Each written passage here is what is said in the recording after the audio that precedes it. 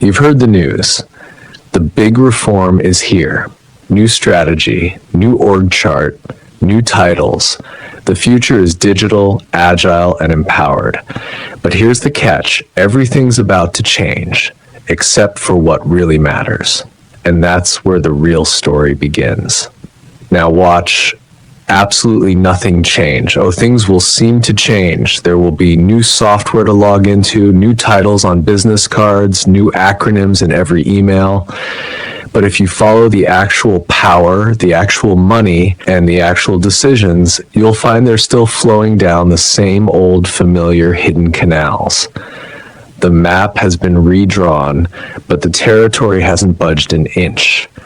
Welcome to the great silent comedy of organizational reform. It's not a failure of ideas, it's a triumph of physics. The system's deep power structure has a gravity all its own, and most reform plans are made of tissue paper. How do you know you're living through a ghost reform? Let's check the symptoms. You're going to see a show, but not the change you were promised. The rituals are there.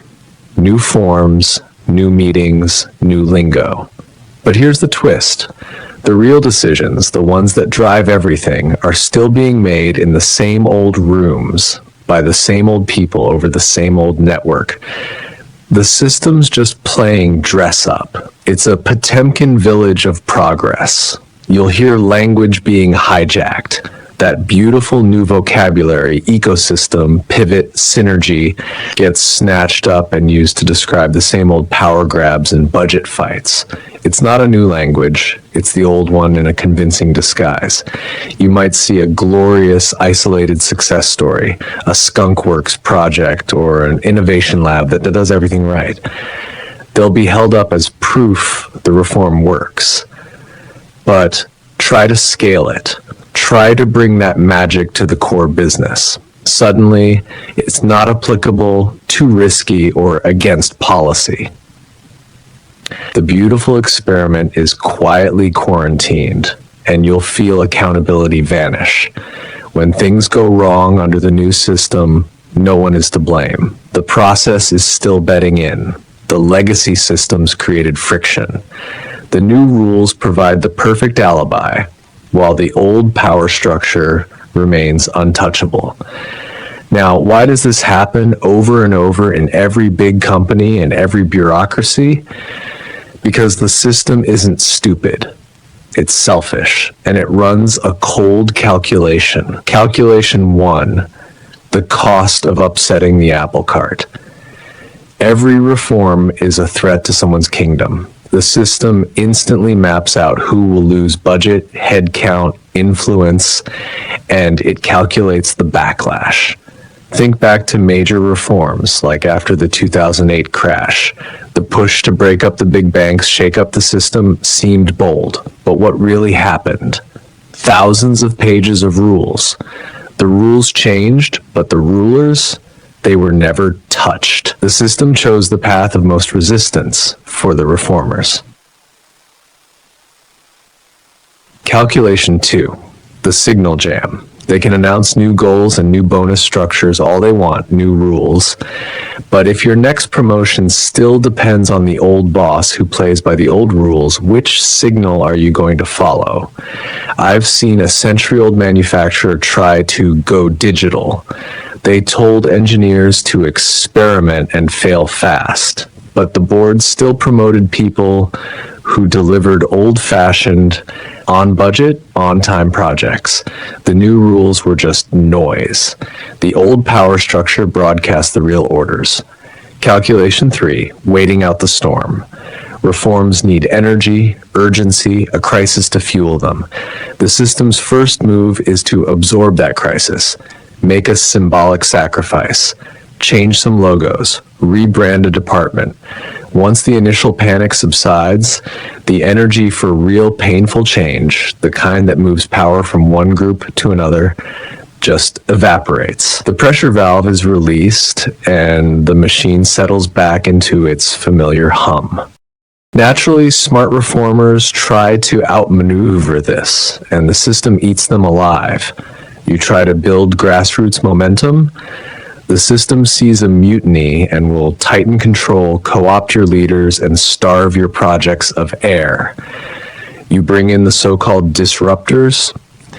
The system doesn't see innovation, it sees a threat. They'll be quarantined in endless meetings, buried under bureaucracy, and eventually either kicked out or absorbed into the system. Made just another cog in the machine. You point out clearly and publicly that the new rules are a facade. The system sees a heretic. You'll be labeled not a team player, divisive, or naive, and quietly escorted to the career sidelines. So what's the end game? The system has a few standard playbooks. Sometimes it's the grand absorption. The system celebrates a new culture while quietly locking down the parts that truly matter. The new vocabulary sticks, the PR machine rolls out, but behind the curtain, it's business as usual. Sometimes it's the blame shift. The market changed. The technology shifted. The regulators moved the goalposts. The failure of the reform is never internal. It's always an external, unforeseeable event. This lets the old guard off the hook and sets up the next necessary adjustment. My favorite is the perpetual revolution. The narrative becomes, change is a journey, not a destination. By making reform a permanent cyclical state, the system never has to actually finish one. It's always transforming, which is the perfect excuse for why it never truly transforms. There's an ancient piece of statecraft that explains this perfectly. You can paint new laws on the palace walls all you want, but if the general's army is still loyal to him and the tax collectors still answer to the old lords, your beautiful new words are just decoration. Power isn't written down, it's lived, and it lives in the pathways of money, promotion, and fear that everyone already knows by heart. So, what do? Stop being a believer. Start being a cartographer. Map where the real power is, not where the org chart says it is. Don't fight the new rules. Learn them, then learn how to fulfill them while still walking the old powerful paths. Become bilingual. And if you're pushing for real change, don't look at the rule book. Look at the scoreboard. Who gets the money? Who gets the promotions? Until that changes, nothing has. Understanding this turns down the frustration. You're no longer angry that the reform failed. You're observing with clinical interest how the organism rejected the transplant. You're not a disappointed revolutionary. You're a mechanic diagnosing why the engine won't turn over. But this leads to the final haunting question, this gravity, this pull back to the old ways.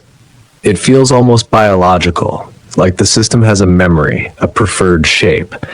Even after a shock, even after a successful reform that changes some things, why does it always seem to sag back over time into something that looks an awful lot like what it was before? Is failure just its resting state? Next time, we look at the system's memory. Why systems return to their original state. You've seen how the system reacts to reform. But here's the real question. What happens next?